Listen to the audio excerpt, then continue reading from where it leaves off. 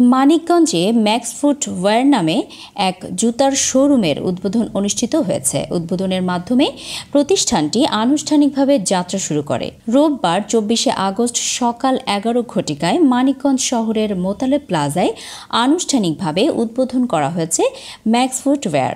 প্রতিষ্ঠানটি প্রোপাইটার মাসুমা আক্তারের উদ্যোগে ম্যাক্স ফুটওয়্যার আনুষ্ঠানিকভাবে আজ থেকে যাত্রা শুরু করে।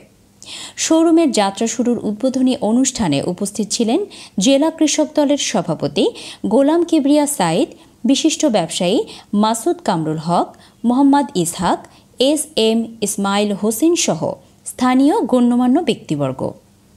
উদ্বোধনী অনুষ্ঠানে বক্তারা বলেন, মানিকগঞ্জ শহরে মানসম্মত জুতার একটি শোরুম দীর্ঘদিনের অভাব ছিল। ম্যাক্স ফুটওয়্যার সেই অভাব পূরণে গুরুত্বপূর্ণ ভূমিকা রাখবে। তারা আশা প্রকাশ করেন, এখানে মানসম্মত পণ্য ও সুলভ মূল্যে ক্রেতারা প্রয়োজনীয় জুতা সংগ্রহ করতে পারবেন।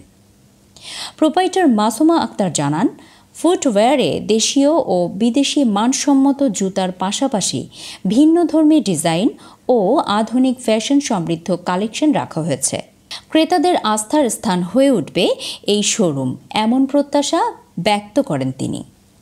উদ্বোধন শেষে আমন্ত্রিত অতিথি ও ক্রেতাদের মাঝে তবারক বিতরণ করা হয়। এছাড়াও নতুন উদ্বোধন উপলক্ষে বিভিন্ন জুতায় 30% পর্যন্ত ছাড় রাখা হয়েছে।